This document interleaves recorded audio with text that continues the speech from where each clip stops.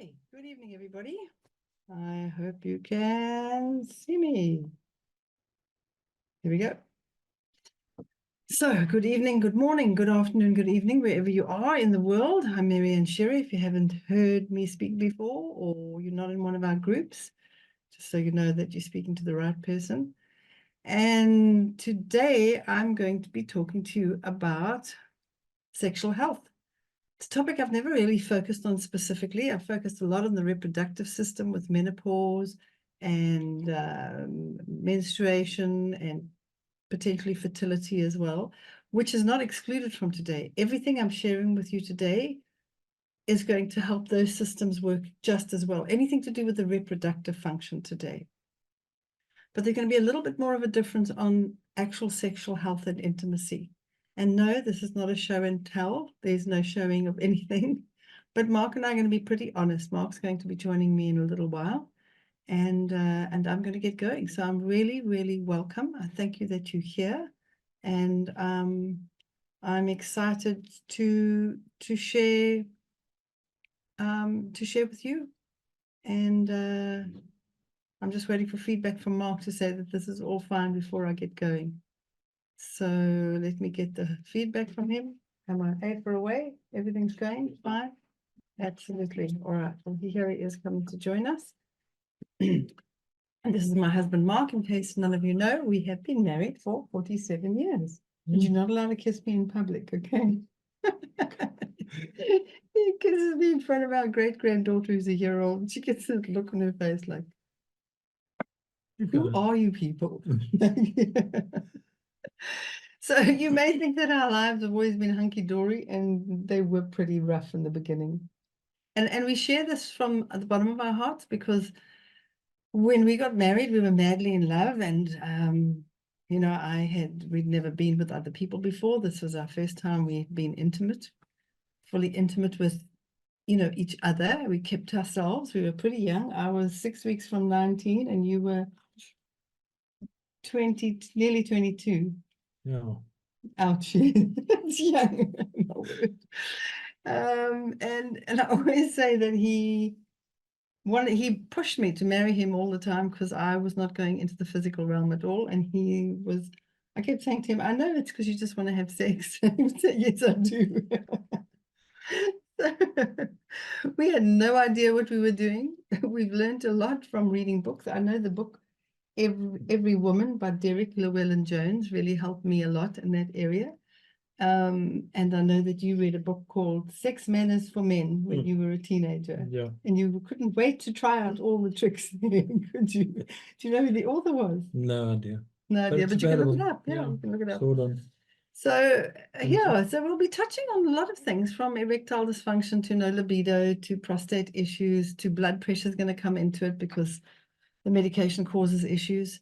But really just wanted to share with you, because so often we feel so blessed that we're so healthy in this area, but it wasn't like that in the beginning. It was hard work, and we didn't know what we were doing. We kind of figured it out. We enjoyed everything, but then I went on the contraceptive pill, and things went downhill from there.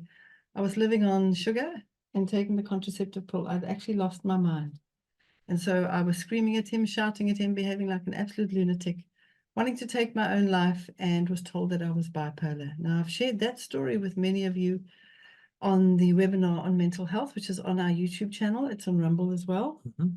And we are putting everything that we do on Rumble as well, because you never know what's going to happen on YouTube.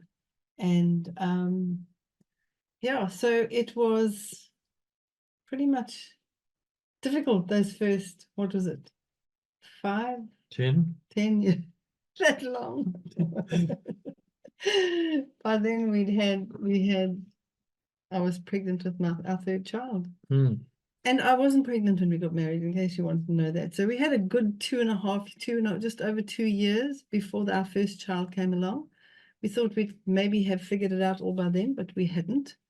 And I think a lot of it, in fact, I know the only reason we actually say it is that the only reason we're still married is because we changed our diet, and I stopped being crazy and you stopped being moody.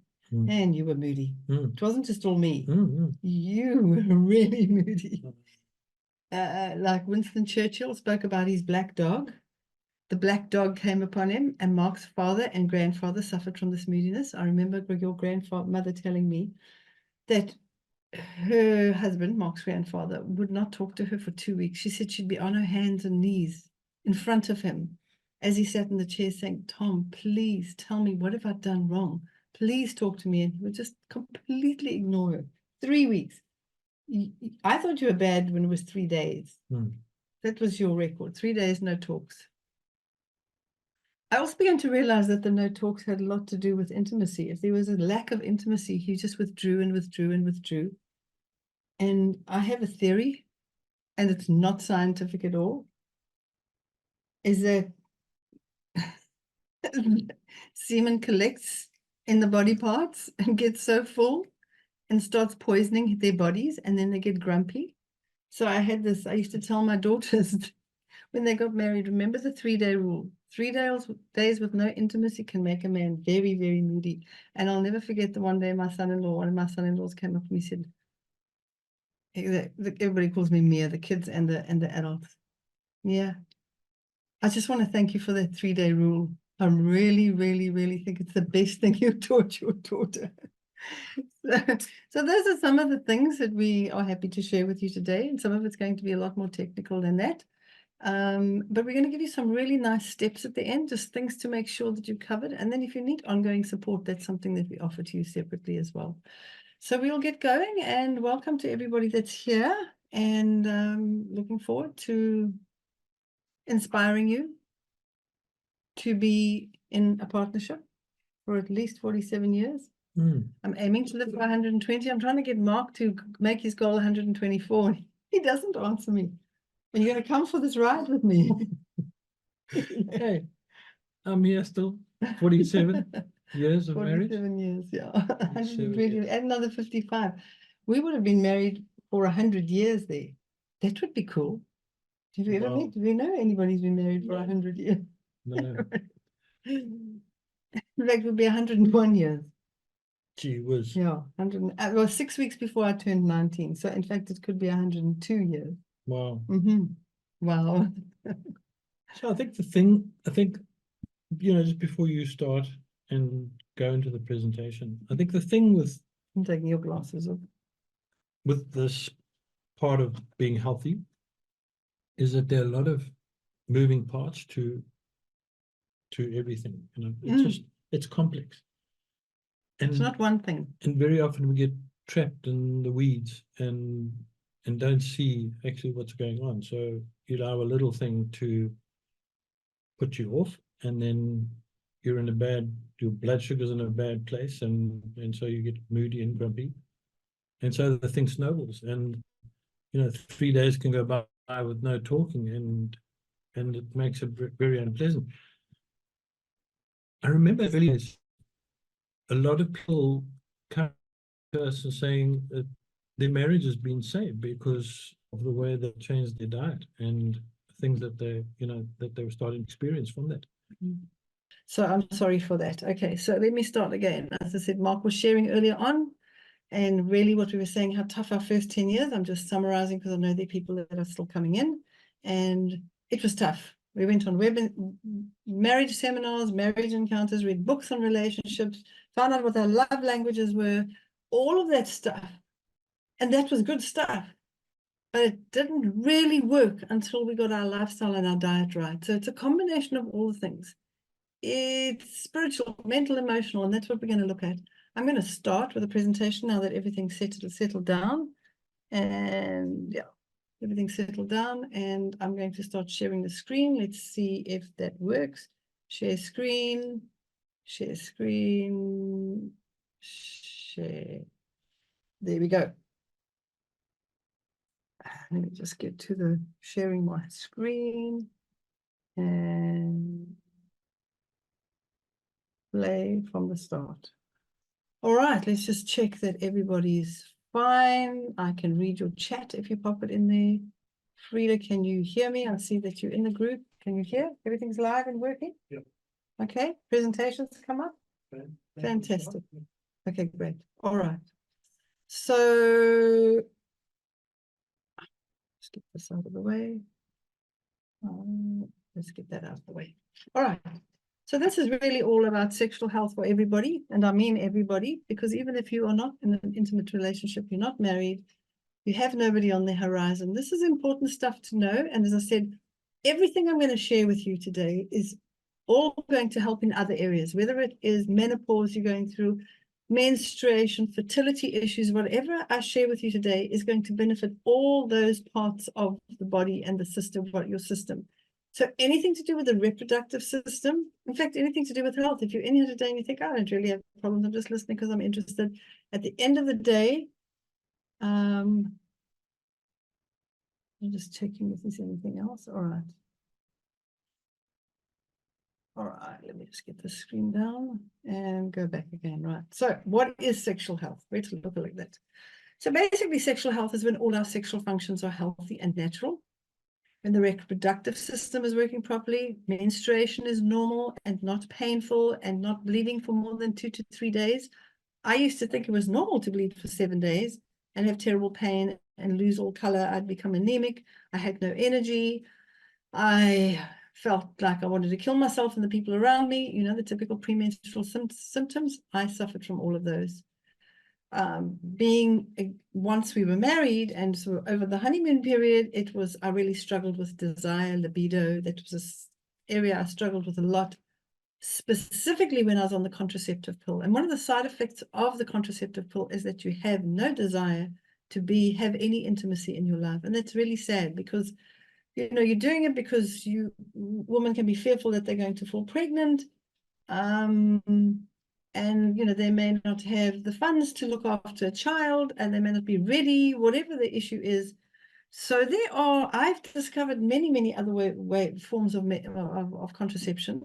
And probably the healthiest and the most scientific is actually the Billings method. And it's got absolutely no chemicals. You know, the other things you can do, you can use condoms, you can use all kinds of things, withdrawal methods, all kinds of things. But I found that the Billings method really, really worked for me. Now, you can get the book, The Billings Method. It's written by Dr. Evelyn Billings. Her and her husband worked on this together from a scientific base. And they based it on the teaching that the Catholic nuns taught people in rural communities how to space their children. And it had to do with signs that a woman has when she's fertile. For example, the mucus changes. It's either can be thin and runny or really sticky and thick. And depending on the sticky thick one is usually to stop the semen getting to the egg, and the very thin and fluid is when you are fertile. And that's usually for about 6 days in a month. It's very accurate. I used it for several years, and I can tell you the date, the time, and the place that I became pregnant with my third daughter. And we wanted to we always said 2 or 4 children. We ended up stopping at 3 simply because our car was full, our house was full, and our bank was empty. So it was, I always said, if I had lived on a farm and didn't have any concerns about finances, I probably would have had 10 kids. I loved having babies. I loved being a mom. I still just go absolutely gaga when we've got a great-granddaughter who's 1 year old, and Mark and I are totally smitten with her. So God has given us 5 grandchildren and 1 great-grandchild and our 3 only kids. So we're kind of at 9. Another one will make those 10 kids that I was happy to have. And I have a school with between 50 and 60 kids in there. So it's something, but those are interesting things that will come up, okay? Intimacy, energy, this is really important because without energy and without endurance, intimacy can very often be non-existent. If you don't have the energy to be intimate and it requires a lot of hard work, you know, it's work. To enjoy it, you have to work at it. If you're just going to do nothing, you're not going to have any enjoyment. And this is especially with women. It's known that 50% of women never have an orgasm in their life. And that's really sad.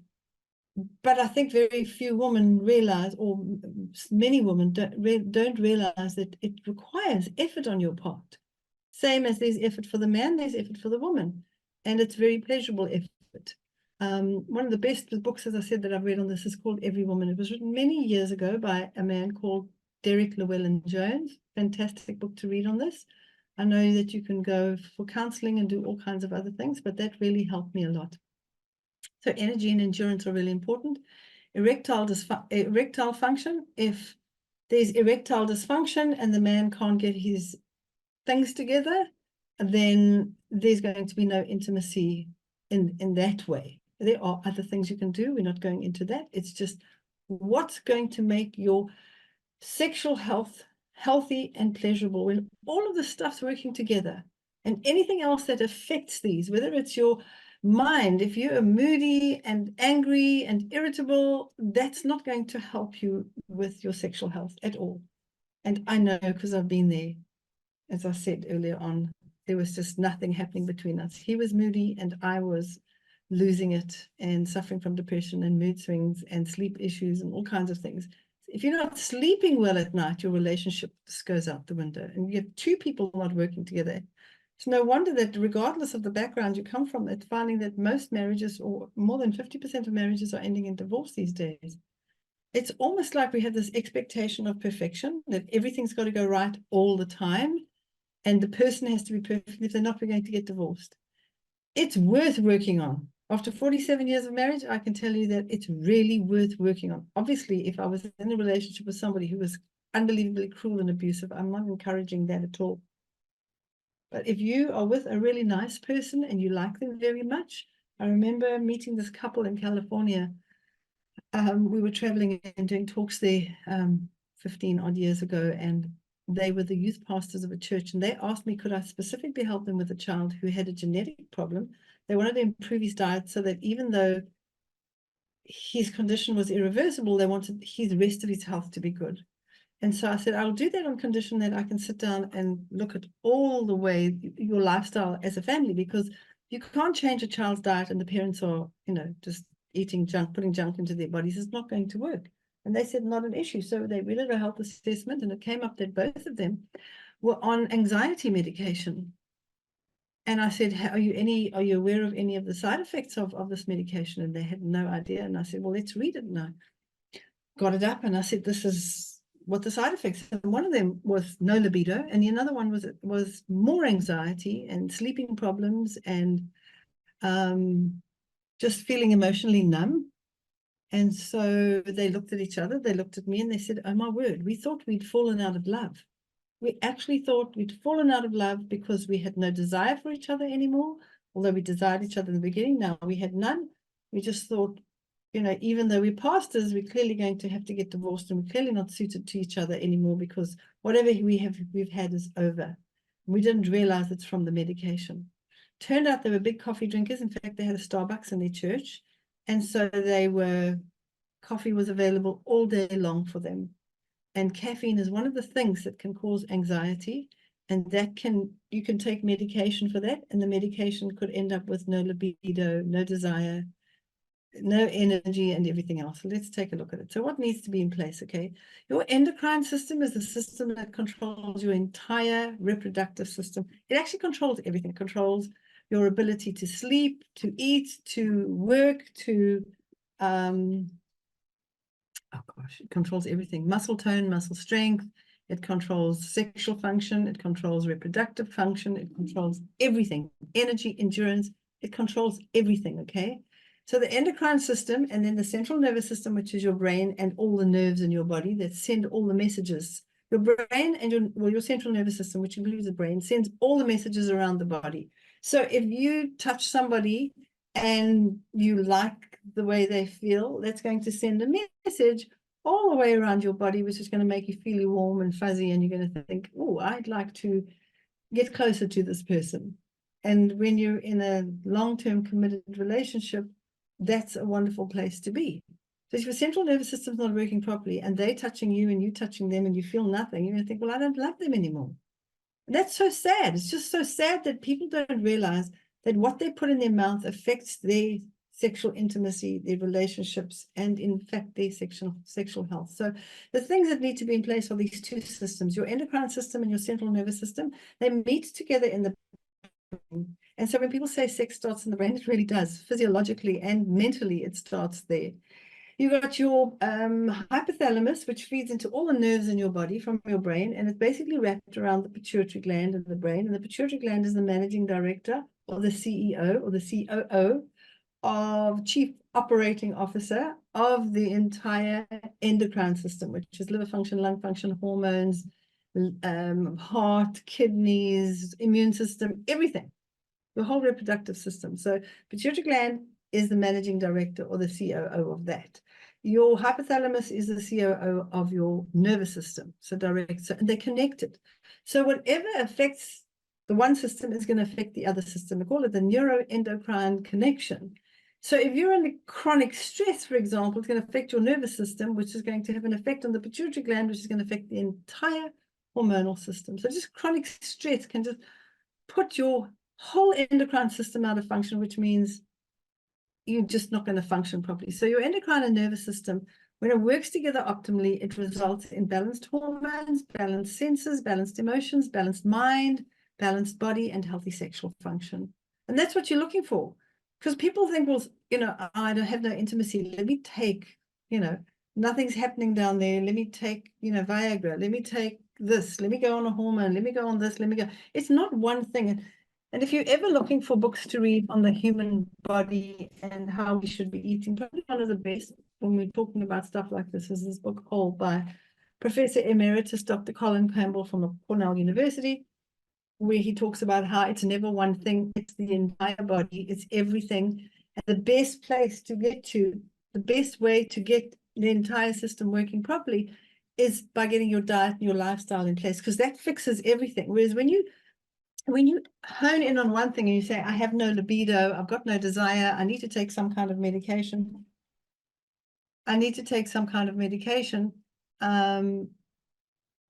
Mark's still in our mouth from me and I feel lost. Let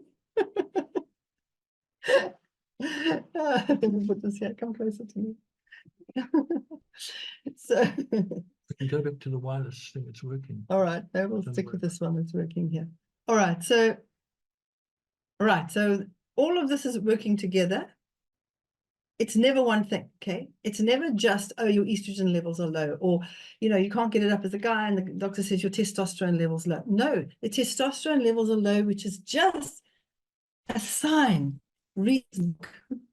It's just a sign. So that's Whole by Dr. Colin Campbell, okay? The other book he wrote was The China Study. So it's just a sign. It's just a symptom. If the testosterone levels are low and you have no desire, that is a symptom that your central nervous system and your endocrine system are not working together and they're not working properly. And the best way to get them working properly is to change your diet and lifestyle. And I know that sounds like a lot of work, but I promise you I'm going to make this really easy for you.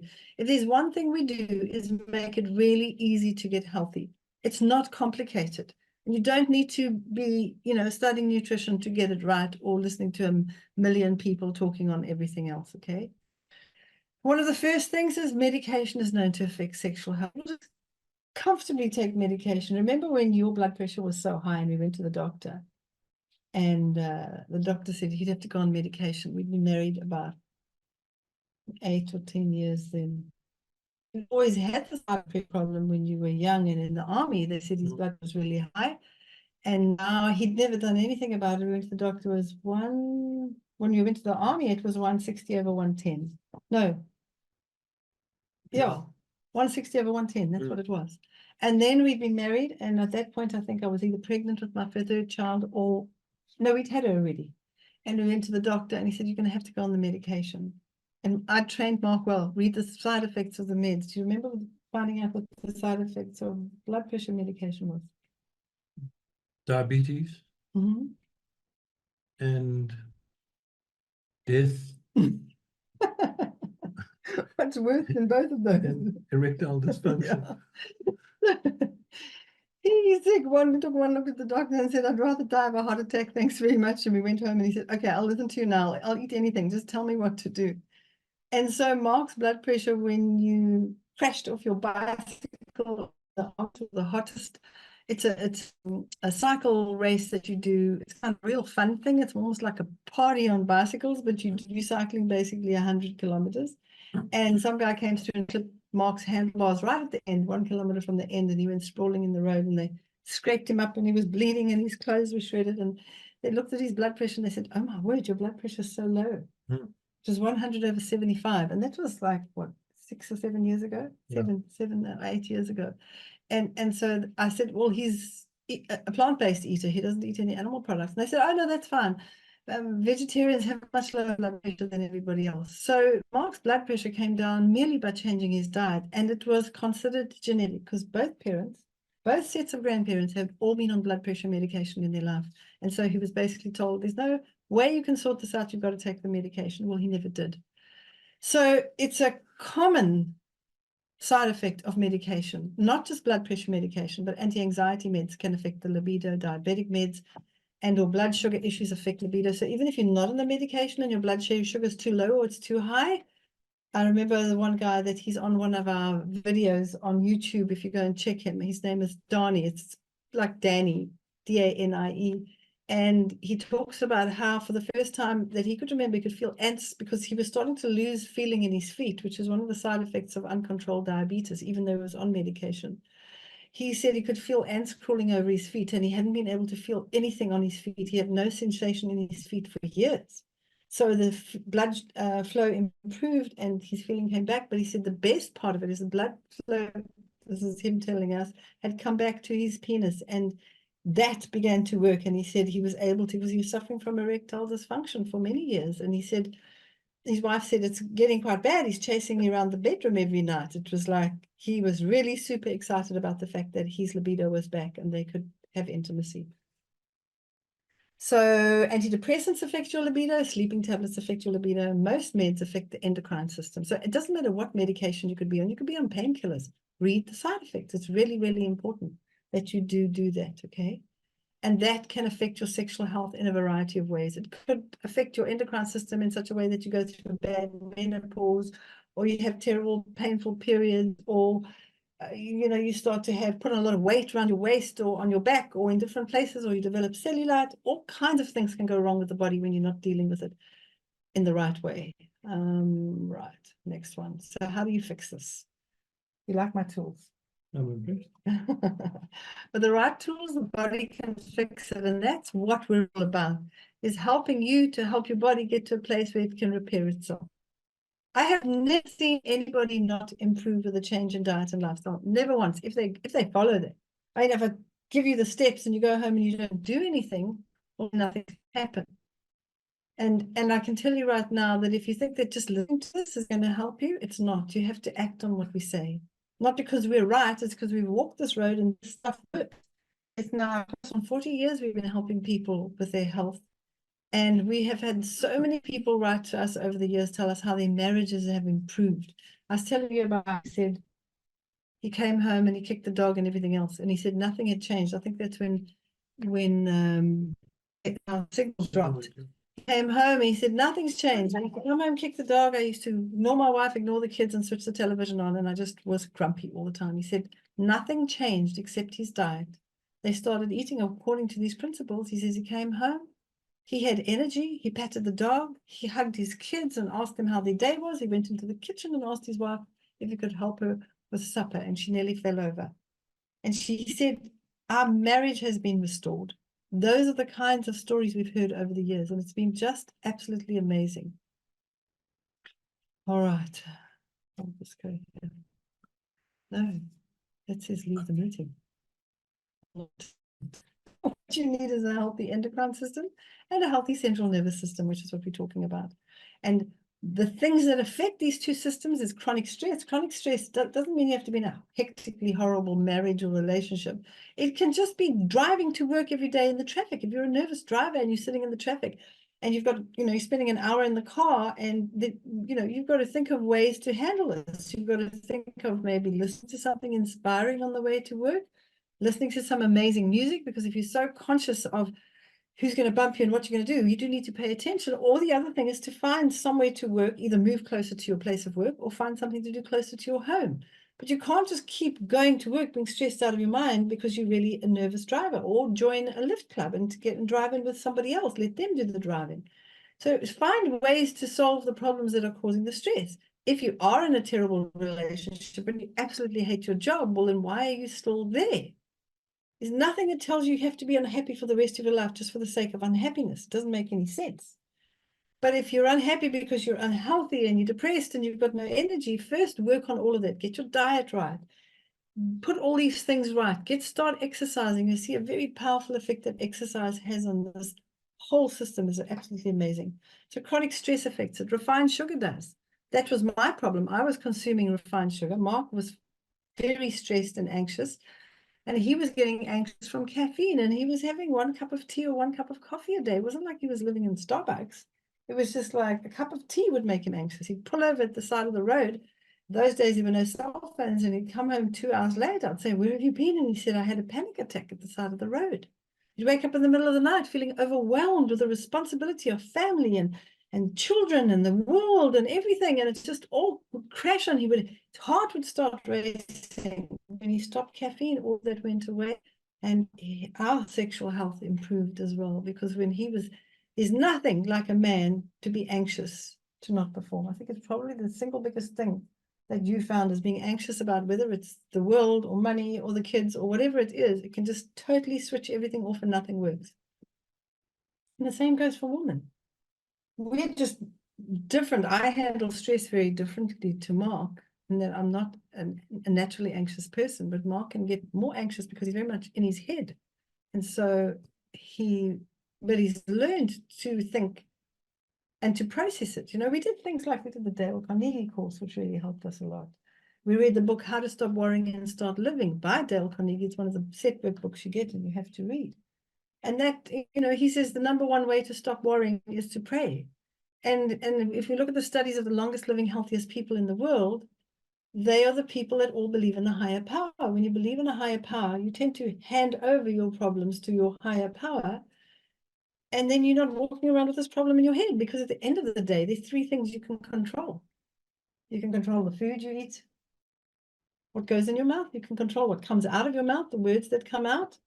You can, and when you say what comes out of your mouth, that's your spiritual well-being, your attitude. Those are things you can control. I mean, Mark used to say to me, I'm in a bad mood because so-and-so put me in a bad mood, or because the kids are putting me in a bad mood, or the weather's putting me in a bad mood. And we used to have these arguments and say, no, you're putting yourself in a bad mood. There's no way other people can put you in a bad mood. You are taking it on you and have these arguments.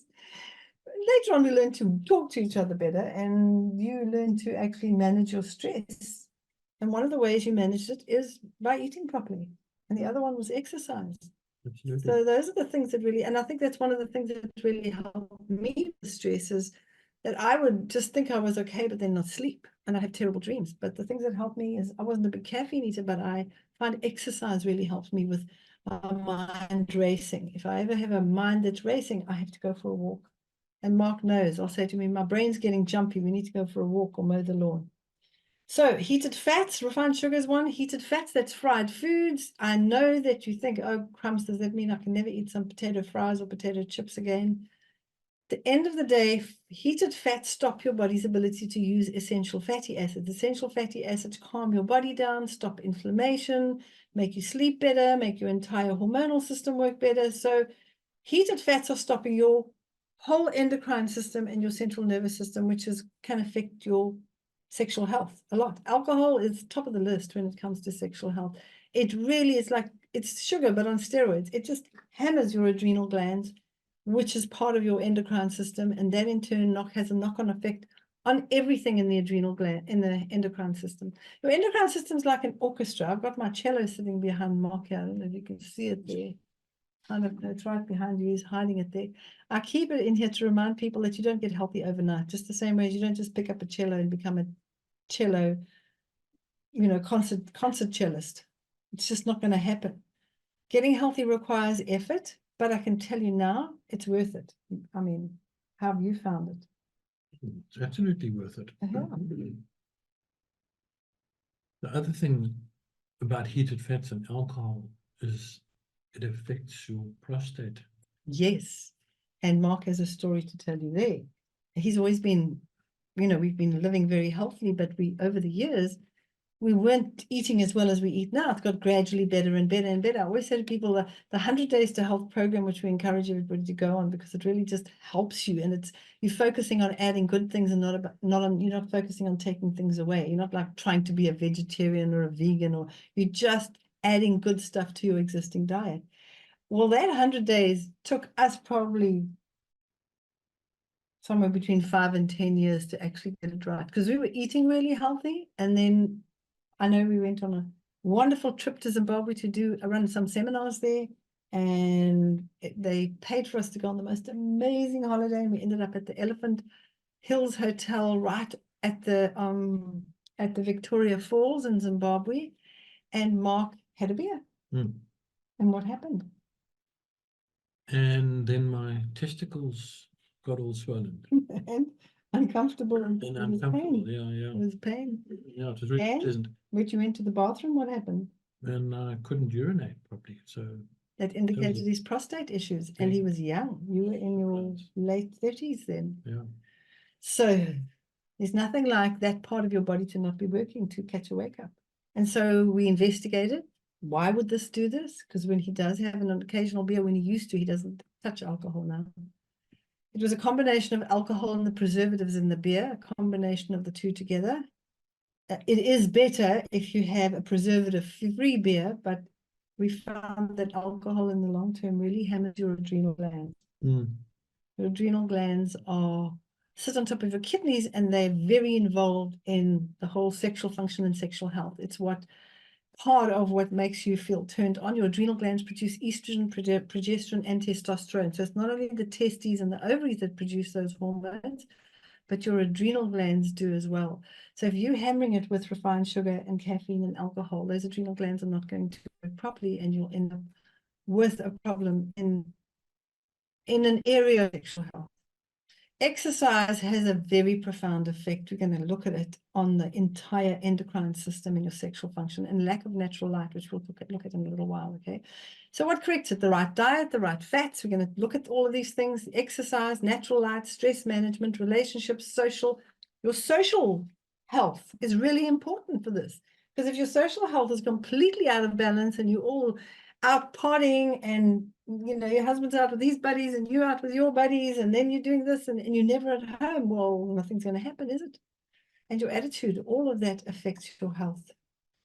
So here's some interesting stuff that I found just in putting the talk together. I've got so much research always on my database, but at the same time there's new stuff coming out. So this is pretty new stuff. And it says the right diet. What kind of diet is right for sexual health? And there's quite a lot of research coming out saying that a whole food, plant-based diet. What's whole food? Whole food is food that's unprocessed. You can see like these whole grains that are pictured here, unprocessed, natural. So it will be whole grains that you're eating, or whole grain breads that you're eating. It's natural foods. You're not eating things in packets with labels and ingredients listed all over them. You might have a packet of raisins, and they might say raisins in here, but there really shouldn't be anything else in there. So it should be just the food the way God made it, coming out of the ground. That's how it should be. What it says, that new research suggests a plant-based diet may reduce sexual health side effects in prostate cancer patients. These include reducing the risk of erectile dysfunction and urinary incontinence. Urinary incontinence in women or in men does not help your sexual health at all. It's kind of the end of it for a lot of people. Urologists and oncologists say the research is important, especially given the prostate cancer is the top cancer diagnosis in men. We also know from research by people like Dr. Colin Campbell in the China study that the #1 cause of breast cancer and prostate cancer, obviously in men and women, is dairy products. So one of the things that you need to be really careful with is having that in your diet. That's cheese, yogurt, or milk. Where are you going to get your calcium from? From dark green leafy vegetables, from every apple you eat, every banana you eat, every mouthful of rice you eat, every legume you eat, they all contain calcium. What calcium we're talking about here? Yes, calcium. Yeah, they all contain calcium in a far more usable form. Maybe not at those high levels, but way more usable. Our milk is very high in phosphorus, which binds all the calcium. That's why the people that live in countries where we consume the most dairy products have the most osteoporosis or brittle bone disease and the most dental decay, okay? So urologists and oncologists say the research is important, especially given that prostate cancer is the top cancer diagnosis in men. Women, it's breast cancer.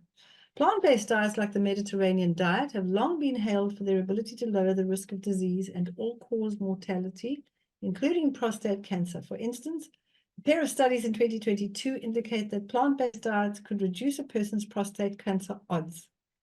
A new study indicates that these diets might also provide benefits to people who are already diagnosed with prostate cancer. New research suggests that people who follow diets rich in fruit, vegetables, and grains, while limiting dairy, they're being very polite here, and meat consumption less of prostate cancer's common side effects, including erectile dysfunction and urinary incontinence. None of that's going to help your sexual health. If any of you have the opportunity to watch the movie The Game Changers, which used to be on Netflix, watch the movie, get hold of it, and see what happens to these young men that they tested them. They tested them on a whole food plant-based diet, and they kept the others on a normal diet, and the ones on the whole food plant-based diet experienced a lot more nocturnal erections. And it was longer and more efficient. Have a look at it. It's really interesting. They giggle a little bit about it, but it's the truth. Many people have found it. Yeah. Yeah, about that one that came out recently about the twins experiment. Oh yes, the twins experiment as well. Yeah. Was the one. Yeah.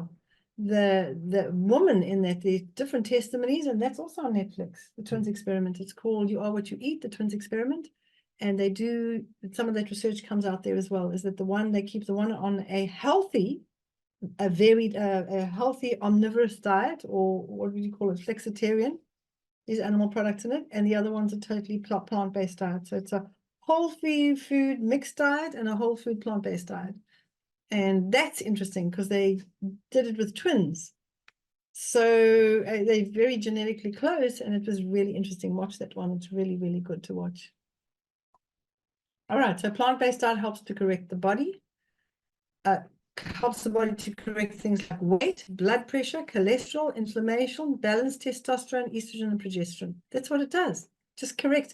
By eating correctly, your body just corrects itself. It gives the body the tools it needs to correct it. You're not putting any animal hormones into the body. So you're not putting the estrogen in from the cow that's been fed a lot of estrogen to make it grow really fast. You're not getting all these 11 different types of hormones that go into cattle to speed up the growth process. So very important that we realize that animal products contain their own hormones. They also contain hormones that have been given them to speed up the growth. So if you're going to eat animal products, make sure that it shouldn't be ever more than once a day, not more than the size of the palm of your hand, ideally not more than 3 times a week. We'll talk about that later. But it should be organic. It's organic or nothing, because if it's not organic, you're taking 11 different hormones in. We're seeing 6-year-old and 7-year-old little girls menstruating and developing breasts. We're seeing boys develop breasts. I'm not surprised that people are confused about their gender. Because if somebody's growing up and they're putting all this estrogen into their body and they're a guy, and they're going to end up with breast formation. I've dealt with 2 young men who's had breast formation. They had the breasts removed. One was 17 and the one was 19. Their mother they were so embarrassed. They'd formed these breasts and they're so embarrassed about it. They had them removed and they grew back because they didn't change. They didn't take all this estrogen out of their diet from the animal products they're getting. And so they had to actually eat only organic meat or nothing. And then they didn't come back. So, if you can grow breasts as a man, just from eating traditional meat that's been, given hormones to grow fast, what else is changing? As I say, I'm not surprised that people can be confused about their gender if you're getting in male and female hormones in varying degrees, and it's making you confused. So a plant-based diet is really high in nitrates, and this is a really, really important thing to remember. And people get a bit confused because you talk about, eating hot dog sausages and processed meats, they're very high in nitrates and nitrites. And they're bad for you. But that's different. That's in a preservative point. That's in a chemically added thing, situation, where plant food all contains natural nitrates. This is important. I'll explain this to you now. The ones that are the highest in nitrates is your dark green leafy vegetables and beets, beetroot juice, red beets. But all of them there's not one plant food that doesn't contain nitrates. Nitrates, at least. Nitrates are found in all plant food. It's very high in dark green leafy vegetables and beets. Now, what happens is they convert in the body to nitric oxide, with friendly bacteria in the mouth, sorry, and the digestive tract. I left out bacteria there. So as long as you've got friendly bacteria in your mouth and in your gut, you're going to convert the nitrates to nitric oxide. So what nitric oxide does is increases your endurance and your energy, increases your libido, results in healthy erections, blood pressure, and heart function. It just stabilizes everything so beautifully, and you feel like turbo boosted. It's actually amazing. Nitric oxide also helps to increase blood flow to all parts of the body and actually expands the arteries, opens them up, so there's more blood flowing to every part of the body. And the minute the arteries open up and expand like that, what happens is your blood pressure will regulate. So if it's too high, it'll come down. If it's too low, it'll come back up. So it regulates your blood pressure. And it's so common today. So many people have blood pressure issues, and in men on blood pressure medication, it's a known side effect is erectile dysfunction. And you think, well, I've fallen out of love with my partner, which is really sad. So it's one of the reasons why Mark and I have been taking barley grass juice. We've been drinking that and beet juice with essential fats since November 1999. And it's made a huge difference with us. But as long as our diet is plant-based, and it's one of the things that people find on the 100 Days to Health. If you're just doing that first step, which is eating some raw food before cooked food, so you're having a side plate of raw veggies or some fruit before you eat anything cooked, it doesn't matter what the cooked is in that first week, 99.9% of people experience more energy levels. And one of the reasons is they're also taking in more dark green leafy vegetables, but they're eating more plant food, and that's increasing your nitric oxide in your body. It'll do that as long as your gut and mouth bacteria is balanced. And so it's a good idea to take a really good intestinal flora supplement to get your intestinal and mouth flora back into balance. And one of the things that throws out the mouth bacteria specifically is mouthwashes. And I was shocked to find out, I didn't tell you this, that over 200,000 people, 200 million people in the United States use mouthwashes. But toothpaste can do the same thing, because toothpaste has got sterilizing ingredients and chemicals in it. So it's everywhere. I mean, there are 350 million people in the United States, and 200 million are using mouthwashes. And it's destroying your friendly bacteria in your mouth. So it's the worst thing for you, because they found when people stop that and start eating more fruit and vegetables, even if you're eating fruit and veggies and you're rinsing out your mouth with a mouthwash, you're sterilizing your mouth and destroying your friendly bacteria. Chlorinated water contains sterilizing agents. Alcohol is a sterilizing agent, so drinking alcohol will do that. So exercise and eating plants will increase your nitric oxide levels. Now, this is fascinating, okay? Because nitric oxide is also produced in what's called endothelial cells, which are lining our arteries. So those are the walls of the arteries contain these endothelial cells, which keep the arteries healthy. And you produce more endothelial cells when you exercise. Isn't that magic? It's so amazing. As you're doing one healthy thing, it's having a knock-on effect on another healthy thing. So you're eating better, it's giving you more energy, so you can exercise, and exercise more energy, but it also increases the endothelial cells. So if for some reason you've eaten something like tons of garlic, or you just had water with chlorine in it, if you're exercising, you will find your endothelial cells can also increase your nitric oxide levels. Free radicals destroy nitric oxide. Free radicals are things like chemicals, pollution, cigarette smoke, alcohol's full of free radicals, processed foods, preservatives, additives, all of those come in with a lot of free radicals and they will destroy. So a processed diet destroys nitric oxide, because that's where free radicals. Heated fats, big one. Heated fats are a big one that destroys them. And antioxidants, which you really only find in plant foods, destroys free radicals and increases the nitric oxide. So they come in, your plant foods come in with the nitrates, and we can convert it, but they also come in with the antioxidants that destroy the free radicals and help your body make more nitric oxide. And nitric oxide improves your endurance and your strength, and all of that is known to improve blood flow to the penis, for example, in the male, so they have better erections. It also goes to the woman's body parts and makes her more aroused, when there isn't increased blood flow and your blood flow is not good and you don't have enough nitric oxide, you could find that you're not interested in intimacy. So these are the things that will destroy friendly bacteria. Antacid medication. It'll also affect the body's ability to produce hydrochloric acid, which helps in the process of producing nitric oxide. Hydrochloric acid in your stomach is really important to actually, it's involved in this process of the body producing nitric oxide. Antibiotics and antibacterial, bacterial mouthwash destroys bacteria that makes the nitric oxide, and alcohol, as I said, is antibacterial. Vinegar can also destroy friendly bacteria. It's also a sterilizing agent. So be careful if you are using something like balsamic vinegar or a bit of apple cider vinegar. Just make sure that you're taking some friendly bacteria and I would usually take it at night so that it can really multiply in your mouth while you're sleeping. Don't worry, you won't wake up with bad breath.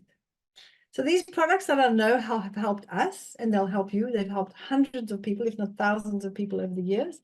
Barley Life, which is the best barley grass juice that there is, because it's completely, they juice it in the field, extract the juice while they're cutting and harvesting the barley grass, and then they chill it and keep it in a chilled form so that it can't oxidize. They take it in that form to the factory where it's spray dried at room temperature. And then we take ready beets. I just find juicing beets is just such a mess. And you've got to use the beets while they're fresh, otherwise they go shriveled and they don't look great. And juicing beets just makes the whole kitchen red. It's always a mess after juicing beets. So we take ready beets, which is dried beet juice. Flora Food is a product that we found that really puts your friendly bacteria, and it optimizes bacterial balance because it's all the bacteria that humans need, because it's been cultured from a newborn baby's mouth, which is the best way to have done it, not taken from an animal like a cow. And then digestive enzymes. Peptides are a great product that actually help to provide digestive enzymes, particularly help to restore hydrochloric acid if your body's in a bit of a mess. Once your body's healthy, you don't need that anymore, because when your endocrine system is working properly, your little parietal cells in the stomach start to secrete hydrochloric acid, and then your body is just helping itself to make more nitric oxide. So in the process of healing, something like peptides will help you with digestion. Flora Food, Mark and I take every day Barley Life and Ready Beets. We take absolutely every day. The right fats, essential fatty acids, also known as EFAs. You need the right fats, which moves cholesterol, takes cholesterol out of the bloodstream where it's dumped once your liver makes it. Your liver makes cholesterol, puts it in the bloodstream because you need it to make hormones. Most people think that cholesterol is really bad for them, and cholesterol is really good for you if it's the cholesterol you've made, not the cholesterol that the cow made or the pig made or the chicken made. That's the bad cholesterol. Cholesterol you make is good. The only reason your cholesterol levels will be too high is that you don't have the right fats in your body. And the fats, you want to pass me my bus over there? Well, it's your bus, actually. This is Mark's bus. He's got a whole collection of these old cars. I like using this bus as an example because essential fatty acids are like the bus. If the bus comes along and all the seats are taken, that's a saturated fat, and it can't transport cholesterol to the cells where we need to make estrogen, progesterone, and testosterone, and another 24 different hormones as well. There are many, many hormones in the body that help our bodies function. But the ones that help us, particularly in sexual health, are those three. If the bus comes along and there's lots of open seats, if there are 2 or more open seats, it's known as a polyunsaturated fat. And the best polyunsaturated fat is actually flax oil. It's called a super polyunsaturated fat because it's got lots and lots and lots of seats. So it can pick up the cholesterol and take it to the cell. You need it in the brain. You need it. You can take the bus, can go to the head. It can go to the heart. It takes the fats to all the places it needs. And then it takes the cholesterol there. And the reason it does this is because the fats, polyunsaturated fats, have got these open bonds, which is like an empty seat. It just picks up the cholesterol and transports it to where it's needed. And then your cholesterol levels will drop because your liver will send a message to the brain saying, we're getting enough cholesterol. We don't need you to make any more. Cholesterol levels come down naturally when you're getting essential fatty acids in your diet and you're exercising and spending time outside. So often I see people on cholesterol meds and it just won't come down. They're not getting any sunlight. Sunlight converts cholesterol in the skin into vitamin D. They're not getting any exercise, which helps to regulate it, and they're not getting the right fats in the diet. So the right fats are your avocados, You need somewhere around 1 to 3 a day, or a quarter to half a cup of raw nuts or seeds a day, or 5 to 10 olives a day, or omega-3 supplement, which Mark and I take. We take a omega, we take a maintenance amount of 6. If we find our eyes are getting a bit dry, or the skin is getting a bit dry, or any other body parts that you need for sexual health are getting dry, we increase the amount of essential fatty acids. Exercise is one of the most profound effects on your sexual health. I know this stuff, but going back specifically for this talk was just so amazing to actually see, again, just what exercise does to the hormonal system. Without exercising, sexual health will not be possible. You'll just be really not experiencing sexual health at optimum levels at all. You won't know yourself if you start exercising, and because it regulates at least 18 different hormones. And if you listen to this, it's amazing. It stimulates the secretion of thyroid hormones, which steps up the metabolic rate and thereby correcting weight problems. It's very difficult to be sexually intimate if you're overweight. Mark and I often sort of talk about this and say, what happens when you're really overweight and you've got a lot of tummy in the way? How do you actually connect? Even just to hug each other and to kiss each other, if you both, have, or if you're morbidly obese, I mean, how do you kiss each other? You could maybe hold each other's hand, but where does it go to? And it's really sad. And it's not fat shaming anybody. We know, I spoke on the previous talk that I did on weight issues, that if you're underweight or overweight, you're more likely to experience heart problems and blood pressure problems and sleep problems and endocrine problems. So being overweight is not ideal for anybody, any type of health issues, even more so for sexual health as well. So it helps to correct your weight problems. You might not be eating badly, but you're simply not, your thyroid gland's not working properly. It stabilizes the appetite and increases energy. And we know, I know when I don't exercise, you find the same thing. We don't exercise a lot, we're hungry all the time, but when we're exercising, our appetite is reduced dramatically. It balances fluid retention. If your eyes and your fingers and everything's puffy and you're feeling uncomfortable in your skin, that's not helping you. Corrects dry skin, puffy eyes, dry eyes as well. Constipation, maintains body temperature. This is what exercise does. Corrects cholesterol levels and impacts on the fertility in men and women. If you're having fertility problems, you've got to ask yourself, are you exercising, and are you exercising outside? It improves immune function, mental clarity, and helps prevent heart disease. And all of this improves sexual health. Exercise stimulates epinephrine, norepinephrine, hormones that help the central nervous system work efficiently. And this regulates, and it also regulates blood pressure and blood flow, improves ability to breathe. All of this improves sexual function. It increases the use of glycogen or muscle glucose, which means more efficient and easier exercise. This means increased energy. Increased energy means increased sexual health. Increases the levels of glucagon, which is a hormone that releases glucose from the liver, resulting in increased energy. And if there's increased energy, there's increased sexual health. Improves metabolism and controls blood sugar levels, as well as correcting both low and high blood sugar. Regulates blood sugar levels for a calm, cool person with a clear, sharp mind, essential for healthy relationships. And this improves sexual health. I think probably the things that affected us the most were our minds, because they weren't working properly at one stage of our lives. Exercise helps your kidneys regulate blood pressure and the adrenal glands work efficiently, and this will help you regulate your energy levels. This regulating function also helps with anxiety, nervousness, appetite, physical weakness, balanced blood sugar. It's essential for balanced energy. If you're nervous all the time and anxious all the time, that is not going to help your sexual health or your intimacy in your relationship. And as mentioned, it increases our endothelial cells, which line our arteries, keeping them strong and producing enough nitric oxide for improved blood flow, energy, and regulated blood pressure. And all of this improves sexual health. So exercise, I would say, is probably the key. You can't just have that, you have to exercise. You can't have the one without the other. No. How have you I found? can't.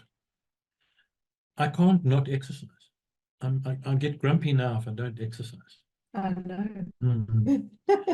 I mean, at any opportunity, you know, ride my bicycle to the shop. That's 15 k's and 15 back.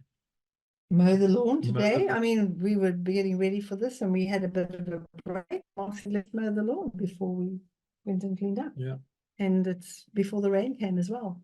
And he has his lawnmower and I have my lawnmower, and we have sections that we do. And he kindly mowed my 2 sections because I had to come in earlier. Mm. But Yeah, it has a yeah, profound exercise effect. is And while we're out there, we're getting, yeah, sorry, you were saying exercises? absolutely vital. I mean, it's Yeah. just absolutely vital to all of us. Yeah.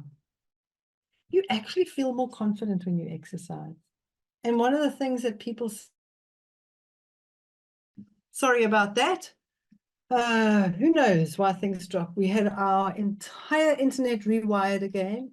We put in super fast 300 megawatts or megabytes or whatever it is. I got a new computer and everything was working fantastically. And every time we do a webinar, some weird thing happens.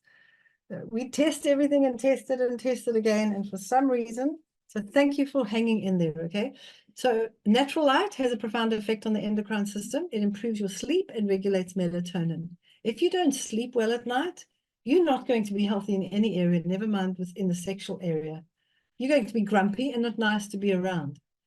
It improves mood and sense of well-being and regulates serotonin. It's another one of those things. There's nothing like being in the natural light, getting a little bit of a touch of the sun. I'm not talking about peak midday sun. I'm not talking about going outside and, when it's 40 degrees centigrade out there and just, exposing yourself. But early morning and late afternoon in summer, and you can go in the middle of winter, you can go full afternoon in most countries in winter. All of this improves your mood and your sense of well-being, which gives you extra confidence. So yeah, exercising, it's giving you confidence. You're eating well. You eat well and you're on a whole food plant-based diet. Body odor is reduced dramatically and most people just goes away completely. That gives you more confidence. You have more confidence once you've been a little bit of touching by the sun, you're doing your exercise outside, you get this healthy glow with all these antioxidants in your body and your diet. You're going outside, your beta carotene, your carotenoids in your skin is actually forming a protective layer against the sun, and instead of burning, you go a lovely golden color. And so you're golden in color, you're exercising, you're eating healthy, all of that makes you a lot more confident.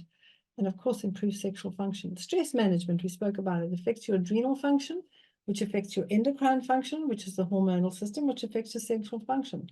You manage stress with diet, alkaline forming diet, caffeine-free diet, and high in plant intake. What that does is a very calming effect on your body. Because when your diet's alkaline forming, it's the alkaline minerals, calcium, magnesium, potassium, and sodium that calm the body down. Whereas your sulfur and phosphorus, which are very acid forming, if there's too much of that, it tends to make you quite tense. So all your plant food, the vast majority of plant food coming into the body is alkaline forming. So if 75% of your food you're putting into your body is whole food plant-based, it's alkaline forming, it calms your mind, it calms your body, and it can increase your energy levels by up to 30%. I kid you not. It manages stress with exercise. It releases tension, stress, and anxiety. There's nothing like exercise to get rid of stress. If you are stressed out of your mind, get out on the road and go for a walk, hike up the hill, get out a skipping rope, start mowing the lawn, do something and do it outside. And while you're doing it, talk to your maker. Because we know that Dale Carnegie says in his book, How to Stop Worrying and Start Living, number one way to stop worrying and start living is to pray, to hand over. The act of prayer is the weirdest thing. It's like you just speak about your problems. It's like handing them over. And we were speaking earlier on the things that you can control, and I didn't finish that thought process either. You can control what you put in your mouth, what comes out of it, and you can control your spiritual well-being. If you believe in a higher power and you take time to be alone and to grow spiritually, meditate, whatever you want to call it, times of silence, times of connecting with your maker, it makes an incredible difference. You can control that. You can control what you put in your mouth. And you can control whether or not you exercise. There's nothing else you can control. You can't control the weather. You can't control the internet, even though we think we can. You can't control your next door neighbor, your grown-up kids. Even once they're teenagers, sometimes people struggle in those areas. You can't control your government. You can't control what they say on the news. You can't control the wars. And if you sit and think about this all day long, you're going to get stressed out of your mind. So go for a walk in the natural light. And this is the best way to manage stress, not with medication. I'm not telling anybody to go off medication, but if you are on medication, please look at all the side effects. I mean, all of them, not the common ones, all of them, even the extremely rare ones. Read all the way down to the insert in the pack. And if there's no insert and you don't know where to go, just Google it. Just go online and type in side effects of my anxiety meds, side effects of my headache tablets, whatever the brand name is, look it up. And you can, if you're nervous about getting the wrong information, go to the company that makes that product. But there are so many sites that actually offer you the side effects of the medication because so many people are on medication, and we need to all be very fully aware of it because a lot of medication makes us anxious, stops us sleeping, and affects us mentally. Very important. You cannot control your health if you're on medication. There's no way you can control it because there's all these other side effects. And then you're going to take medication for those side effects. And that's going to get something else out of control.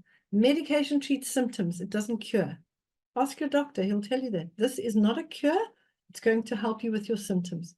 Any doctor will tell you that. If you feel nervous listening to me, read Professor Emeritus, Dr. Colin Campbell, he's now retired. He's still affiliated to Cornell University, one of the top universities in the United States, particularly in the area of nutrition and health. Okay, relationships. This is a big part of what makes us well or ill. And Mark and I have found, I know he's trying to monitor me out there, making sure that the internet's working really well. Looking at what's going on on the lines. Respect is really important. If you don't respect the person that you are meant to be in an intimate relationship with them, whether they're husband, wife, girlfriend, next door, whatever, if there's no respect, and respect goes both ways, here's the thing that I've realized. You cannot expect other people to respect you until you respect them. And I've seen this thing, and I've learned so much from Gavin Keller in his book, Zip the Crocodile, which is the most amazing little book here. It's a great book about relationships with children and your adult children and yourself. Zip the Crocodile. If you can get yourself a copy of this, it's only in South Africa. But you can, I mean, we can post it if you need to. You can go online and get it. It's really about how we relate to children and how to raise children, but it's great for teachers and parents and grandparents. But I've actually found I've learned a lot about my relationships with other people. And one of the things that is very clear in that, because I've often seen teachers, I mean, we've had teachers in the school before, especially when they're older, there's this, the seniors didn't greet me today and they're all upset about it. And I'm like, well, how do you teach? These children have no respect. And I say, well, how do we teach children to have respect? And then there's a silence. The way we teach children to be respectful is to be respectful towards them. You can't demand respect, you earn it. And you earn respect by respecting other people. So if you want your partner to respect you, are you respecting them? This is really important stuff. It seems so basic, but it's very important. Because if you're speaking to somebody disrespectfully because you've got into the bad habit of doing it, I know this is a really easy thing to do. Mark and I have had to check ourselves in our relationship and say, hold on a second, you're talking to me in a very disrespectful way. And he'll say, no, I'm not. And I'll say, no, I'm not. And then we're like, hold on a second. If you spoke to me the way I've just spoken to you, and it happens in a thoughtless moment, you're just irritated or you're busy and you're distracted and you just bark at somebody and you don't stop to think, hey, this is the person that I love and care for. These are the children I love and care for. So intimate relationships are not necessarily sexual relationship. Intimacy can be with your own children, with your parents. And I grew up with a very narcissistic mother, and she lived a long life. She sort of really punished us. And it was interesting, towards the end, she forgot about being so self-centered. She was incredibly self-centered. She said she would say things to anybody. She'd say stuff like, I'm perfect and I'm never wrong. That's what she would say. I was like, how can you say that? But even with my mother, it's an amazing thing because Mark put up with my mother and her verbal abuse for, she passed away last year. So it was 46 years of marriage, 46 and a half years married. He was always, and the time before that, before we got married. So it was nearly 50 years. He was always so respectful to my mother. And the way he spoke to my mother so respectfully made me love him even more and made me grateful that I'm in a relationship with him. So I think this is a big, big factor, because it's not just, are you respectful to each other, but are you respectful to your children? Because I know that in a marriage or in a relationship, if your partner's not being respectful to the children and having a nice, respectful relationship, you cannot expect your children to respect you if you didn't teach them to respect them by being respectful towards them. And it's very easy to just bark at people. And it's something that we always will bring each other up on. It's just thoughtlessness most of the time. And I think it's a thing we need to stop and say, am I setting an example by being respectful to all of those people around me? Not just because if you get out of if you're just trying to be respectful towards one and you're not respectful to your children or your brothers and sisters and your mother and father and your next door neighbors, you're going to get into such a bad habit of being disrespectful that it's going to be very difficult to be respectful to the person that loves you. And if you're in a relationship with somebody who disrespects you all the time and is not interested, I would look at going somewhere else. You've got to work at this thing together. Kindness is part of that. into Yes. that respect. Yeah, it's kindness, consideration. Consideration is kindness. Is Mark, if I think of the things, I find I've spoken to so many women over the years. I find that women tend to not be as sexually motivated as men are. I mean, there's that video we watched, which was mildly, yeah. they did that movie. Where was it? Who did that movie? Which was sharks are like men. They think of sex food, sex food, sex food. Who was it? It was a training video I watched. It was part nutrition. It could have been PCRM or one of the things that we did. Anyway, it's an interesting thing because women can be distracted by the children and the next door neighbors and the something else and the price of this, and we're multitaskers, so we've got all this stuff, whereas men can be very single-minded about stuff. And the thing that really helps me to desire my husband is when he's considerate and kind and respectful, not only to me but to the people around. When I see the way he reaches down and absolutely picks up our little great-granddaughter and how he talks to her and how he goes all mushy with her. I mean, it's part of the reason we kiss when we're around her all the time, because she's so cute and we're being so cute with her that it makes me love you more. And I think it's a really, really important part of relationships is to remember that this is important stuff. Because you can't, as a woman especially, you can't just switch your brain off and think, well, I can just ignore that stuff. It's very difficult to ignore. And even for men, because if I'm being mean to you and I'm speaking to you in a way, you're not going to feel like you want any intimacy. And I used to be really mean to him when we first got married because my blood sugar was so low on the floor.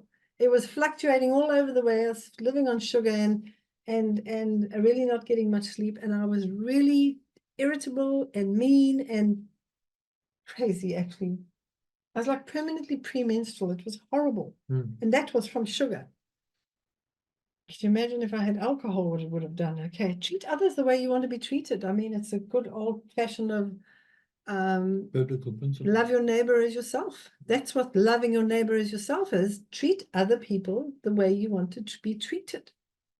We have a little boy in the school who's really got into bad habits, being disrespectful, and he keeps saying other people aren't respecting him, and we're working with him and the parents and saying to him, you have to talk to other people the way you'd like them to talk to you. And the other thing is to forgive quickly. Rapid forgiveness and rapid repentance. Holding grudges is probably the worst thing. You struggled with that one. Yeah. What made you overcome that quicker? Well, I just realized or felt like it was not doing me any good to be angry with people that had hurt me and offended me.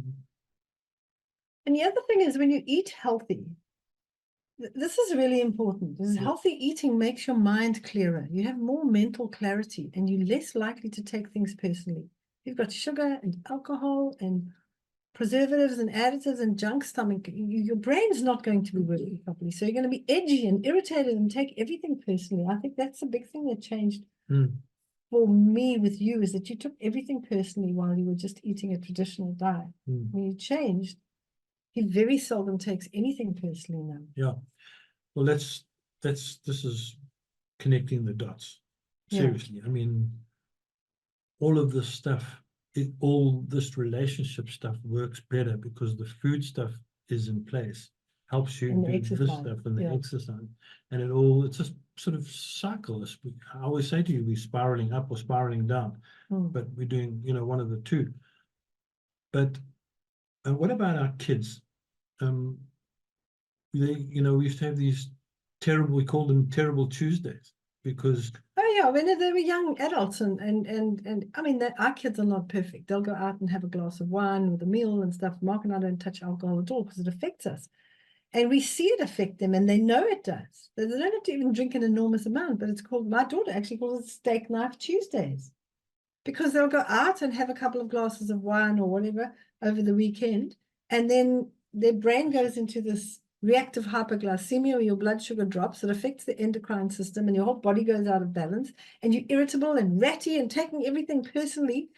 And then we have steak knife Tuesdays, and that means you want it to go around with a steak knife and stab people. And then we have repentant Wednesdays, well, I'm so sorry I behaved so badly. Your thing is, when you're actually healthy, you're doing less apologizing because you're behaving better 99% of the time.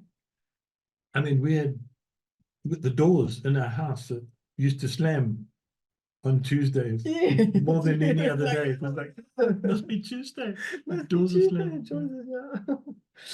And this is a big one. I've seen this with a lot of young couples today, particularly. It's a big problem, and we see it with the younger parents as well, and even older, is this incredible expectation of perfection. Young people today, but a lot of people still have it, with the whole thing with Instagram and all these perfect pictures and everybody's so perfect on their Facebook page, is this expectation that you have to be perfect and everybody around you must be perfect.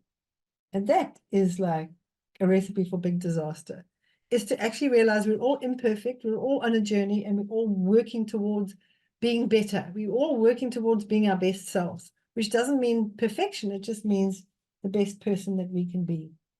And that is giving each other space, and also saying, listen, we're not perfect. We're not doing this right. Let's read a book. Let's go on a conference. Let's go on a webinar. The very fact that some people are here today is to say, well, we would like to have better sexual health.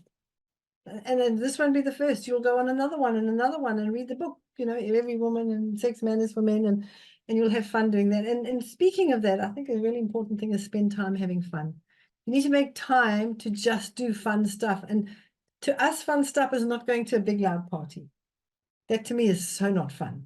I hate loud spaces with too many people. And Mark knows that. He can be quite fine in that, but I don't know whether you enjoy that much anymore. You'd rather come hiking up a mountain with me. Just fun stuff. Get on our bicycles, we go and ride. Sometimes we mow our lawns, and we kind of have a little competition to see who can fill up the bin the quickest or something. It's having fun and laughing. It's important. And I get turned on in the open. More than at a party. When he's outside in the bush in the countryside, it gets really amorous. And then listen. It's a big one. It's easy to do all the talking. Ask me, I know. But it's the listening that's important. It's to listen and say, I hear you. I hear you. You could be taking things personally. Oh, stop taking things personally, because that's what I would do. I thought, don't be stupid. Don't take this as personally. It's not about you. And then he'd be all hurt. But I had to actually listen. It was a big one for me. I had to hear what you were saying, not just the words, but where it was coming from. But it helps because that offense is less, and I'm less likely to be irritated with you if you do take it personally. And now if I say to him, Mark, you're taking this personally, you need to think about this, he would sulk for 3 days because I said that to him. Now you don't even sulk for 3 seconds. You just keep quiet and then change and then get over it. Isn't this long space? Isn't this like, oh, here we go again, 3 days of no talking? There's none of that. Not even 3 seconds of no talking. And share your thoughts and communicate. Very, very important with relationships is open communication. Talk to each other. Share your thoughts without shaming each other. If Mark and I come from a family where we would argue with each other. We'd always have thoughts, and my brothers can like tease me terribly and we would argue, but it's not mean. We would never be mean arguing. Sometimes you say, I'm not going to talk to you, and walk away, and 5 minutes later we're fine. Mark's family didn't do that. So for me to have an argument with Mark was not a big deal. But for you to have an argument, he was like, well, let's just get divorced. Just like, we're going to argue, then we may as well get divorced. It's for him to understand. I had to learn that he wasn't used to this. He had to learn that having a debate and an argument is actually quite good. I think watching the American political wrangling and listening to the things those people say to each other when they're campaigning and then they're friends with them afterwards helped you too. And they're not taking it personally. All right. Social life. This is a big one. Managing your social life. And very often you'll find one of the partners wants to go out and party and the other one likes a quiet time at home. Well, I think that stuff needs to be sorted out before you commit to a permanent relationship or a long-term relationship, because at the end of the day, that's a difficult one. If you were a party animal and I wanted to stay home, or I was a party animal, we both like being at home. You probably liked social environments more than me. But I think it's really important because it can get out of hand. Actually, I say that, but you've never really been, he's always liked the privacy of his home. He didn't want a whole lot of people. One of the things I know you hated was to come home from work and my mother would be there, or my sister would be there, or a girlfriend would be there. You wanted to come home and know that this was your sanctuary. You were quite irritated in those days because you're eating. But now if you come home and somebody's here, or one of our kids are here with their kids and grandkids are here, you're happy to see them. So you were very offended if I had somebody at the house. But you're not doing that anymore because you don't have caffeine and sugar and alcohol. Not that you had a lot of alcohol, but even a beer a week could make you pretty grumpy for a week and not the next week. Yeah, a limit time spending entertained and being entertained. I think you need to say we'll do entertaining once a week or once a month. You've got to agree on that thing. Because if this is a continual social circle, some couples will do the social thing to avoid actually being intimate with their partner. They'll always have people over to the house and then be too tired to go and be intimate. We have friends like that. They just will always have people over and to avoid that time. And they both complain about the lack of intimacy in their life, but they're just not dealing with issues. So they fill their lives with people to avoid having a really great relationship with each other. And it's which is the book that says you're the sum total of the 3 people you spend the most time with? You look at the people you're spending time with. And if they're not the kind of person you want to be, then don't spend time with them. Spend time with people that inspire you, people that motivate you to want to be a better person. Both of you is spending time with those kinds of people. I mean, Mark has 1 or 2 friends that are conspiracy theorists and just like are always looking at their glass being half empty and complaining. He's laughing about it. And I said to him, why do you even communicate with these people? Because he'll say, I feel so sorry for them. And I'll say, if you're not able to uplift them, maybe that's you have being part of their lives so that they can, hopefully inspire them. But it can, if you continue with a relationship where there's nothing happening on that side, and a friend that's always complaining and always in your house and always crying. I mean, things go wrong in our lives, they really do, but it doesn't mean that you just always got to be in that stuck place and always being talking about the next conspiracy. I'm like, I get mad with people if they come to me with a long list of problems. I now say to people I work with, okay, it's a problem. So what solution do you have? And then they look at me and they say, I don't have a solution. I'm just telling you. And I said, but if it's a problem, you must have a solution to the problem. No, they don't have one. I'll say, well, go away. And when you've thought of a solution, come back. I put it in with the teachers the other day. We've got a problem in one of the bathrooms. One of the boys keeps doing something there. I said, this is a solution I have. Anybody else got? And several solutions came up, and it's good. But then you're working with the right people that are looking for solutions. But it's looking for solutions educate and enrich yourself with inspiring books, good music, good discussions, because it's not fun being around somebody who doesn't think. Make time to be alone. Okay. Oh, make time to be alone and care for yourself at least once a week. That's what we did. Fridays night and Saturdays is our time to be alone with ourselves and each other. We don't have friends over. We don't go out. And I try and do your nails. I gave Mark a manicure last night and myself, and I buffed his nails. And then didn't do the toenails. We'll do that later on today. I might cut his hair. It's just time for us. And for us, because we're dealing with people all the time, we don't want to go out and have a date night out in a place with loud music and lots of other people. We might if we want to, but we enjoy just being on our own one night a week where it's just us. We're not working. We're not talking work, which is difficult because we work together. What you can say about when we have sex in relation to our Sabbath thing, the Saturday. Yes. Because it's important. Yes. Okay. But no details. No. It's just making or agreeing to keep the Sabbath or day of rest. And a day of rest. And then we would have sex on that day, like consistently. We make time. We make time for intimacy. Yeah, okay. So the point I'm trying to make is that it helped me a lot that I wasn't during the week trying to make time for intimacy in the evening or morning or whatever. Always looking for an opportunity. Just looking for an opportunity. I could mentally relax about that and know that Saturday was our time, and that really helped me. Yeah, it did. It does actually. Yeah.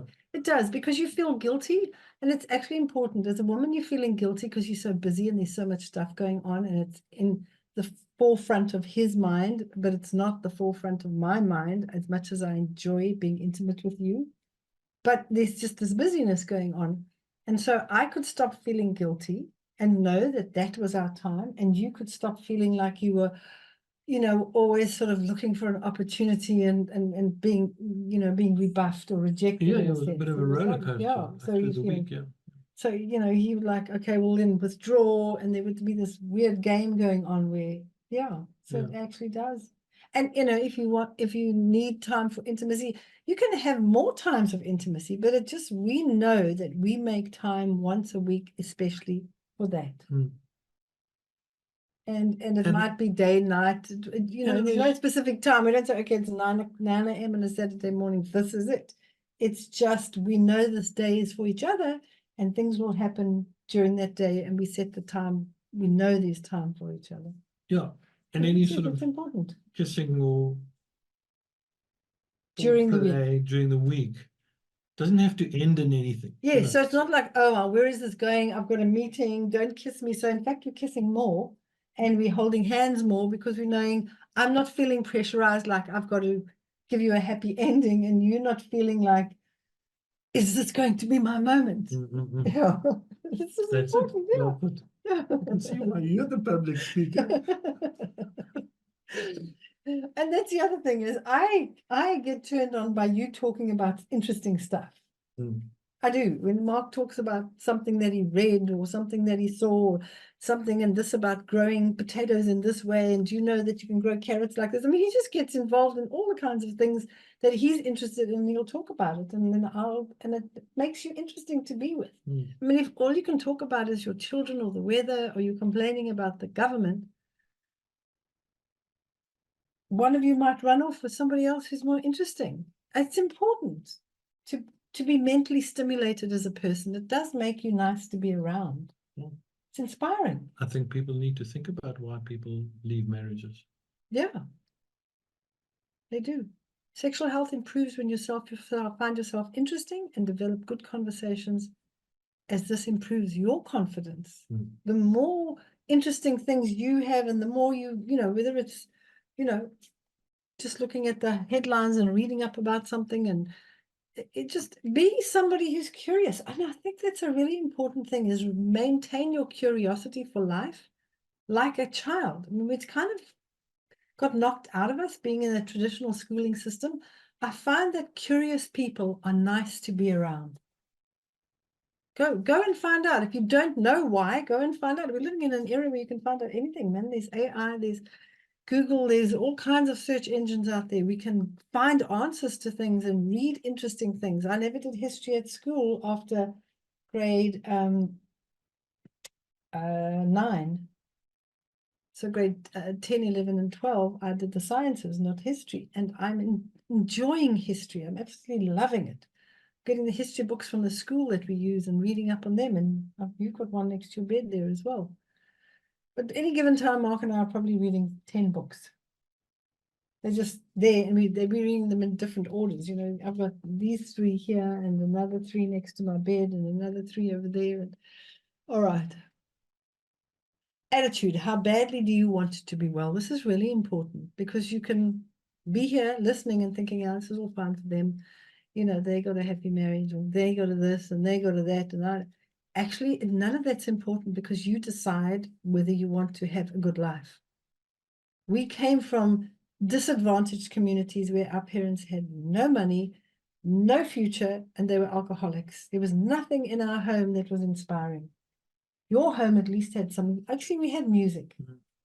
Your parents sang and my father played jazz and my mother classical music. Your parents sang together. So there was music. That was probably the only thing that was remotely inspiring. But for the rest of it, there was just a lot of fighting, both of our families. I mean, they could beat each other up. It was horrible. How badly do you want great relationships? We worked on our relationship. We went on the seminars. We ate healthy. We exercised together because we want a good relationship. If you don't want a good relationship, it's not going to happen. It's not like the angel of good relationships is going to come down and touch you and going to fix it all up. We worked on being healthy. We worked on reading. We work on our attitude. We worked on having our glass half full, not half empty. How badly do you want to feel alive and focused? And it's focus and feeling alive that, and curiosity gets you there.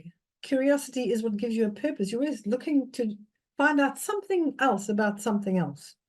You never just stop and think, well, there's nothing else to learn. There's always something new to learn. Mark's amazing on computers, and I said to him, I don't know, he's going to be 70 in May this year. I don't know another 70-year-old other than, I don't know him personally. But we've been listening to Bobby Kennedy Jr. and he's your age, you're born the same year. And I'm like, here's another 70-year-old who's really interesting to listen to. And fit. And fit and healthy and really, I think if he wins the election, we'll go live in America. But he'll change the world because if America changes according to the things he wants to do, he's fascinating. Absolutely practical, down to earth, wants to get the whole world well too, and we want to go and help him do it.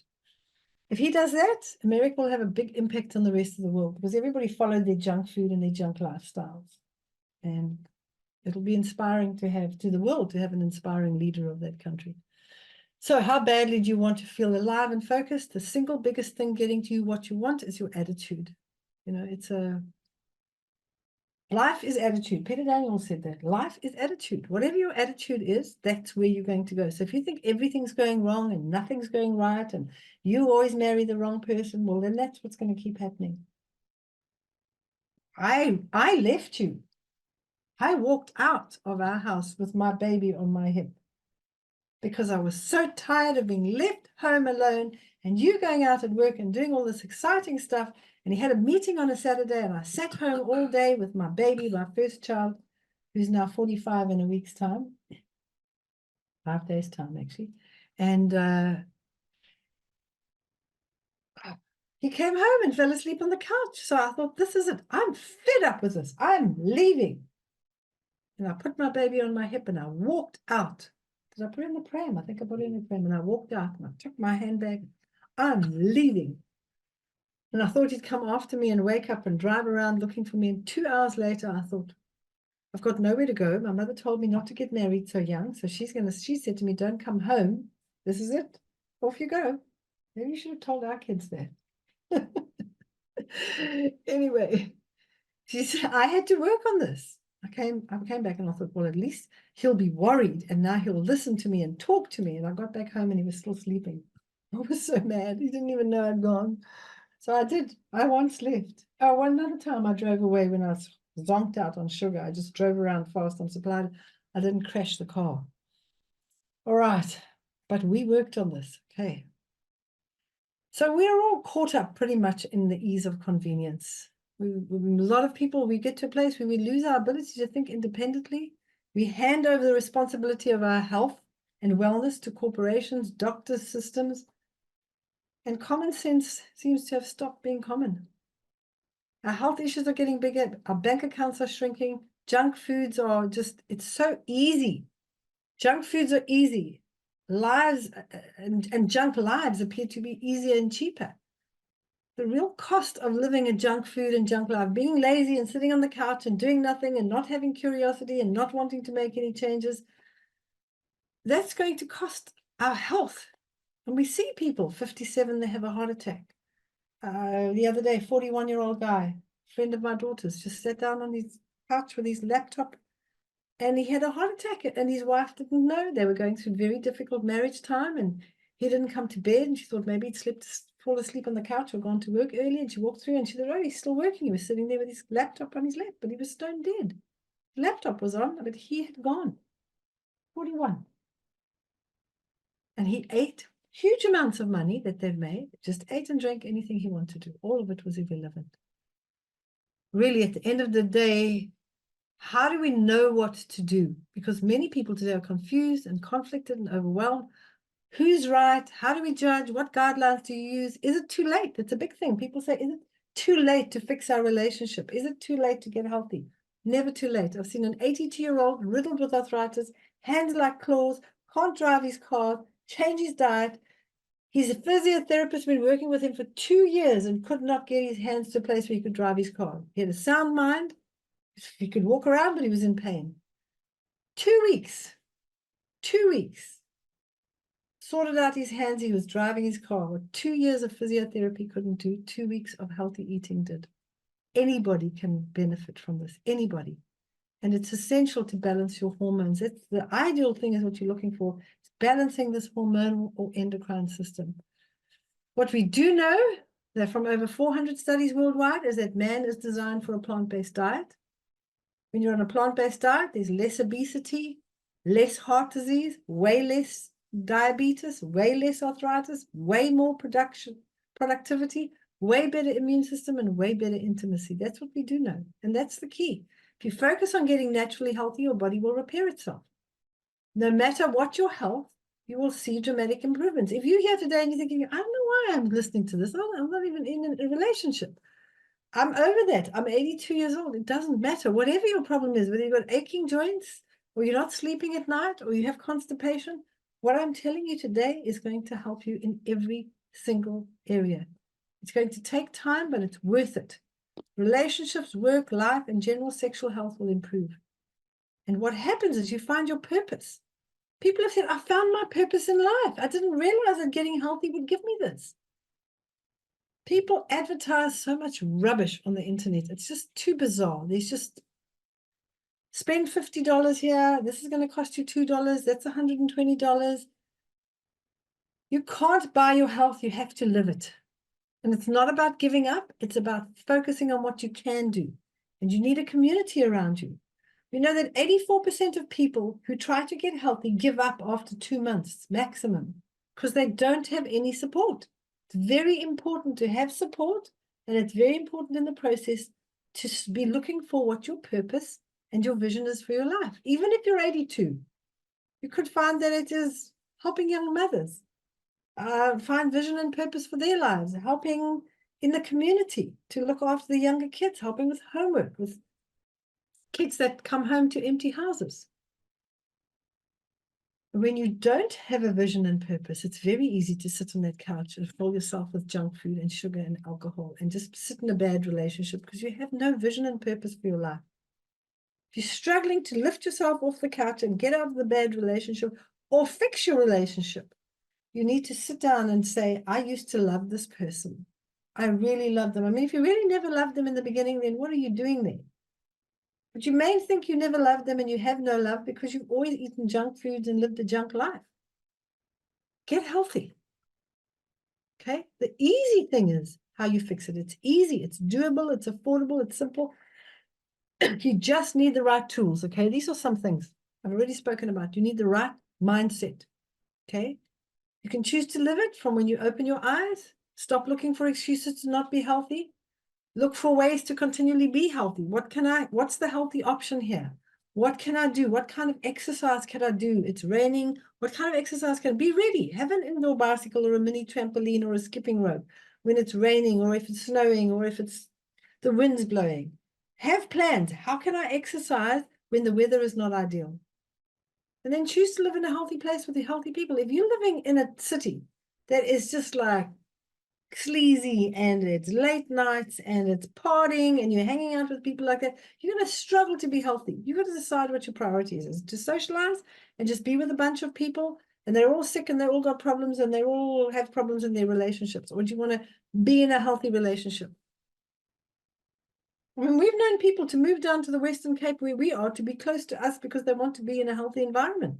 We've got people who've bought a farm. In fact, our olive oil that we buy is from a family that moved down to be near us. They bought an olive farm. So we now buy the olive oil from them. I mean, that's what we use in our home and sell in our shop. You can choose to move and be in healthier places and do healthy things.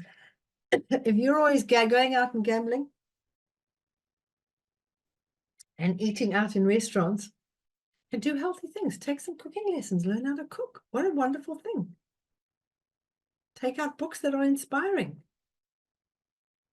Your attitude can either hinder or help you on your journey. It's your choice. And if you choose to go on more diets and do crazy things and spend huge amounts and never get there, you decide to get healthy, you'll balance your health. That's what will happen. Okay.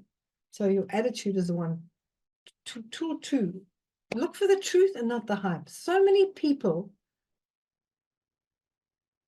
run after the hype and the latest new thing, and they just get confused. This guy says that, and that guy says that. This is common sense stuff, okay?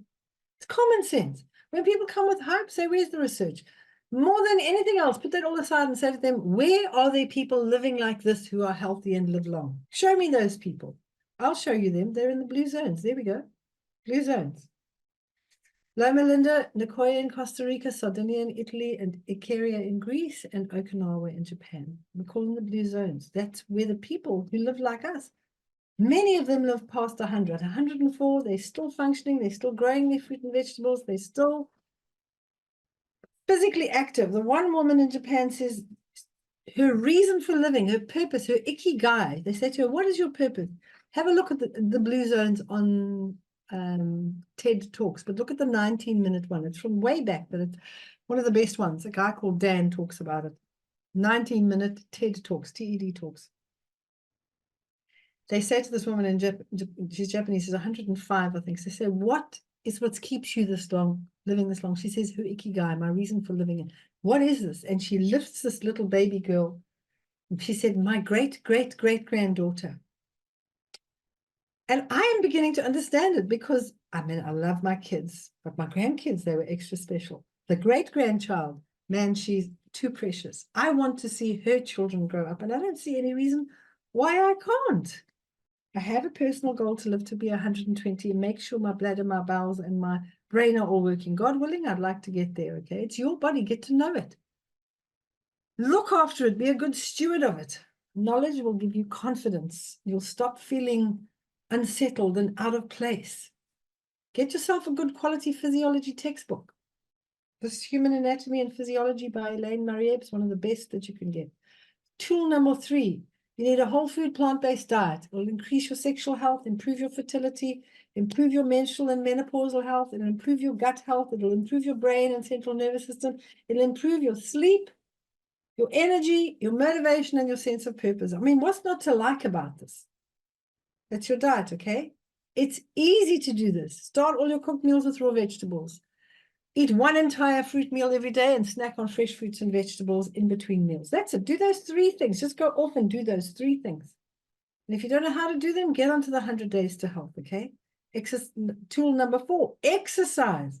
Twice a day, aim for twice a day for 20 minutes, starting with 5 minutes in the morning and 5 minutes in the evening, and then go to 10 minutes morning, 10 minutes evening, 15 minutes, 15 minutes, 20 minutes, 20 minutes.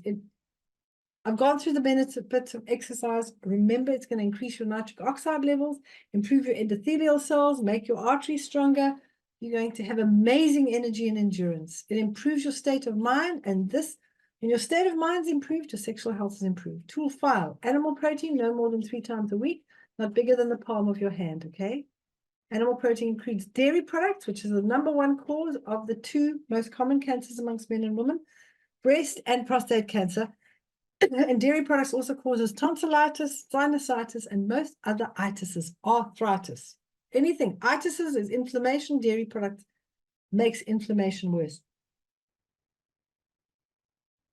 Dairy products increase heavy menstrual periods, cellulite, body odors, all things that affect our sexual health. Tool 6, keep your meals simple by eating only 1 concentrated food per meal.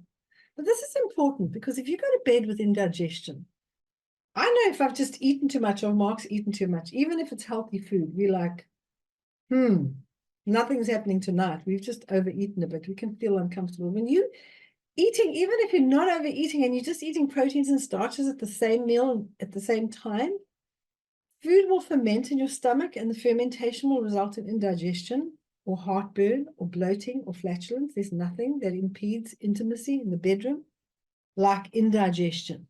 You cannot lie down at the bottom or on the top. You need to sit up. It's a horrible thing, okay? So get this one thing right in tool 6 and you'll find you'll feel a lot more comfortable. Your stomach will be a lot more comfortable. It will make your intimacy in the bedroom far more comfortable too. Okay? So eat potatoes with salads and veggies, or chicken with salads and veggies, but don't eat potatoes and chickens together. Have fish or rice with salads and veggies, but not fish and rice together. It's pretty easy, okay? The back of my book, Perfect Health, this one over here, now which you do get if you do the 100 Days to Health, you get the PDF version of this. It's got a great food combining chart at the back. It's really easy. Photocopy it, draw it, do a beautiful color version of it. It shows you protein foods, carbohydrate foods, neutral foods in the middle. Proteins and neutral, carbohydrates and neutral you can eat. It's so easy. You can have pasta with a tomato-based sauce, or you can have bolognese in a butternut.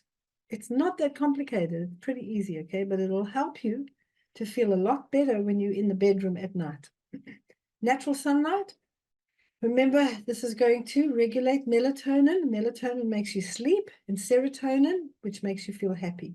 It's hard to have intimacy when you are depressed. It's just impossible.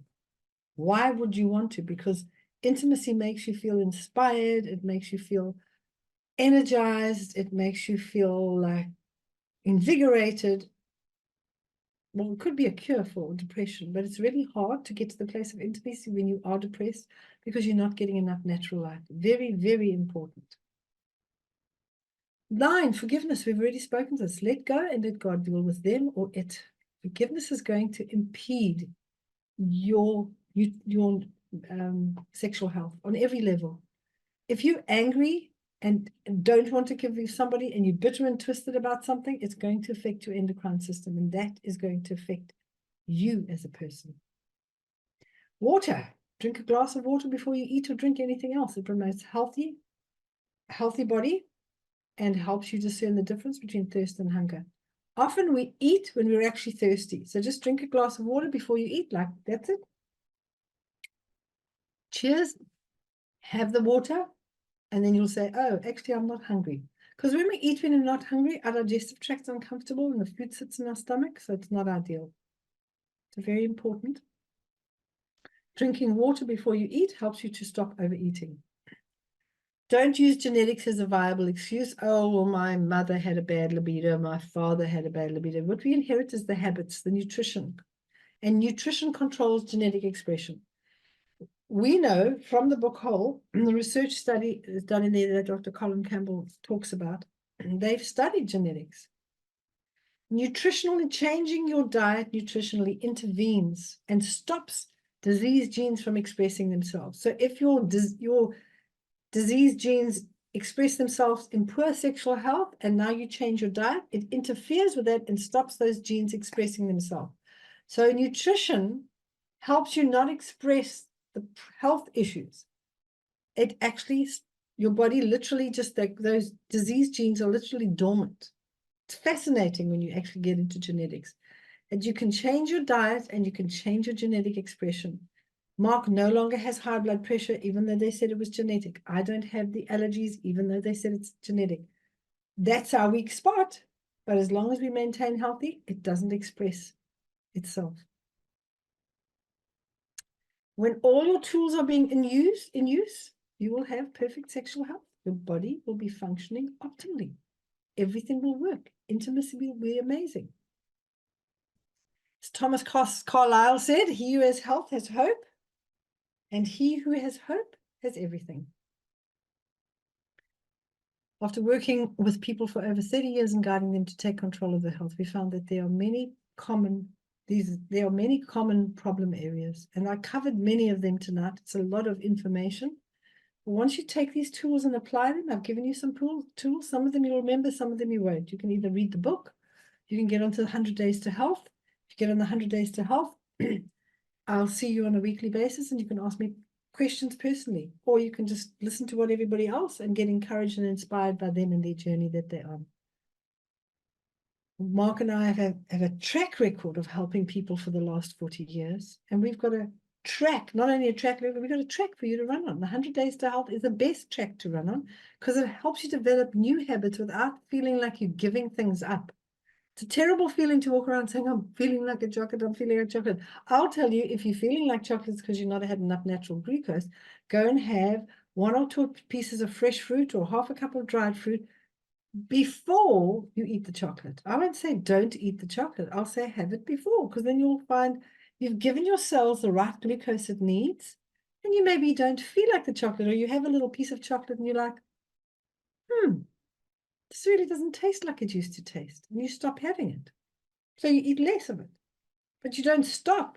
And then one day what happens is your blood chemistry changes so much and your body's changed so much that your cells literally send a message saying, we feel like watermelon. We don't want to have, a Red Bull. We feel like an avocado instead of a packet of potato chips. That's what happens is your body starts sending you healthy signals, starts craving healthy food. And everybody who does the 100 days says it's so amazing. I've never given up anything. I just want healthier stuff. How does that work? Because as you slowly follow the instructions in the 100 days, what happens is your blood chemistry changes and your body starts craving the good stuff. And then you lose interest in the stuff that you used to be addicted to. Like I was addicted to sugar. Anything with sugar. Jelly babies, jelly beans, custard slices, just anything with custard or cream or chocolate icing. Didn't really like chocolates, but put chocolate icing like a chocolate eclair, I would eat that. I have no desire to eat that. And if I wanted to, I would eat it, but I don't want to eat it. And that's what makes the difference. When you focus on a whole list of things not to do, I've given you some steps here, which is focus on doing that stuff, not on not eating the chocolate. You've just got to decide how badly you want to be well, and are you ready to invest, turning your health, your weight, everything else, your sexual health, everything else. What does your health look like if you just keep doing the same thing? You have to ask yourself that question. Now, what does your future look like? Look, 5 years down the road, if I get on this journey and I start going on this journey, whether it's reading the book and doing it on your own or getting on the 100 Days to Health, you get on the program, and in 100 days, you're going to be a different person. It takes 100 days to change every cell in your bloodstream, and that's why we do 100 Days to Health. It's the most amazing program. And I want to encourage you to get onto the program, join our community. Many of you are already on it that are listening, and you've just had a little bright moment and realized, I'm not doing that. I need to do a bit more of that. It's not about giving up. It's about adding healthy stuff to your existing diet. It's about making sure you take your essential fatty acids so your little bus can take all the cholesterol to the cells where we need it. And you may have thought, oh my word, I've forgotten about that. Whatever it is, I'm here to help you. And I'm here to answer your questions, and I'm here to encourage you. If you come on You know, these Wednesdays and Thursdays, there's times we do our students and our game changers. Game changers are people that look after you in the groups. You're in a group with them, you form part of their community, and then you form part of the bigger community when you meet with me. But you've got a smaller community where you share recipes, you share ideas, you share successes, you share your struggles. And that's what's important, is to share your struggles, knowing that nobody's going to shame you. I'm not going to whip you or tell you you're useless if you come and tell me I fell I got off track. I went to a wedding and then I just had champagne and then I had cake and then I went on a bender for 2 weeks and I couldn't stop the sugar again, but I'm back. And I'd say, well done, you're back. That's what matters. And what happens is every time you do that, you remember how good you felt when you were doing it by adding more good stuff to your existing diet. So it's not like you fall off and that's it. You just got to stay off.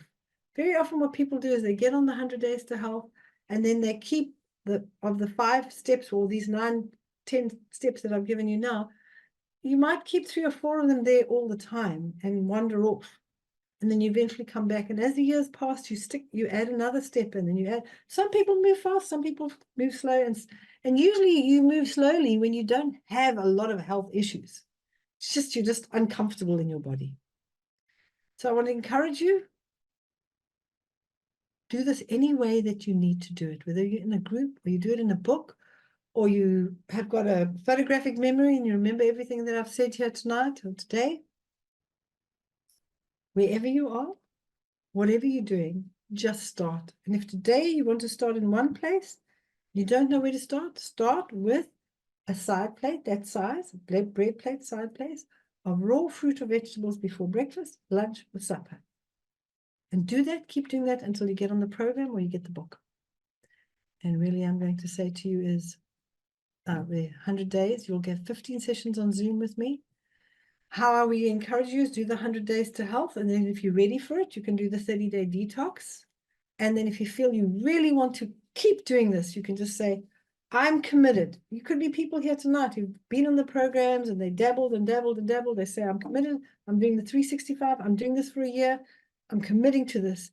On the 365, when you pay the full price, you actually have access to this as long as we're running this program. It's going to be at least for another 10 years, if not until I'm 120. Who knows? Technology may change and we'll be able to beam into each other's homes. It'll be weird. It can be very weird. Let's stick to Zoom, okay? Either way, if you're inspired today and you've been on the programs, you think I'd really like to learn more, you may want to sign up for our natural health and nutrition program, which means you can study nutrition and you can get to help other people.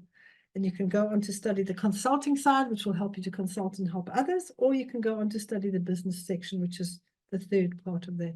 You can learn how to run a healthy business. We can teach you that stuff. But we're here either way. If you just want to start getting healthy, get going. Take that one step and get moving. And then say, maybe in a week's time, you say, I'm ready for that program. Maybe in a month's time, maybe in a year's time. I've known somebody who came into our shop. We have a restaurant and a shop just near us here in Somerset West. And they've come into the shop and they've had health problems since they were 12 years old. Digestive problems, all kinds of pain, nothing's worked. This surgery, that drug, this, that, and the next thing, now in their 30s and nothing's working. And so they came in and I think it was me that spoke to them. I'm not always there, but I would happen to speak to them and they went home and they thought about it and they were like, not so sure, started the raw before cooked and didn't know what to do. Then came and got the book and followed the book and their whole lives changed. Their running times, their hiking times, their sports times, everything they were doing from an exercise point of view, because they're very into exercise, dramatically changed, Everything improved. And then they decided they wanted to know more and got onto the courses, got into the natural health and nutrition. And that's what happens. You're on a journey and it may lead you anywhere. You may just decide 100 days is just fine for you. That's what you're going to do. Read the book. That's just fine. And there are people all over the world who read the book and changed their lives. But the people that stay on the program are usually the people where they have community. Whether it's in your church or your local, get on the book, get on the program, and get all the people around you to do it. Your sister and your friends and your uncle and your brother and your mother and your father. Get them on the 100 days to health, because then you're forming your own community. And that way you're making the world a better place. While you're getting healthy, you're helping other people get healthy. Remember, 84% of people give up with no community or support. So it's important that if you don't form a community like we've got, that you at least form your own community and get your own support going. You will stay on track. You're more likely to stay there if you're in a community. Otherwise, join our tribe. We get support, and you can bring friends and family along as well. So I'm going to say, all you need to do if you're wanting to get in the program is go to www.whole, it says WHOLE, that's in whole like this, whole, and then worldwell.com. So wholeworldwell.com, and get onto any one of the programs that suits you. The best place to start is the 100 Days to Health, and I want to encourage you with that. And basically say, God bless. Have an amazing time, and I'd love to see you on Wednesday or Thursday joining our group. And for those of you who are already on the programs, I hope you've learned something, been inspired to have better relationships, have healthier intimacy, and then share with us. Once you do, we don't need to know the details. You can just say, my life has changed in that area and things are going great. God bless you, stay well, and I hope to see you all soon. Bye-bye.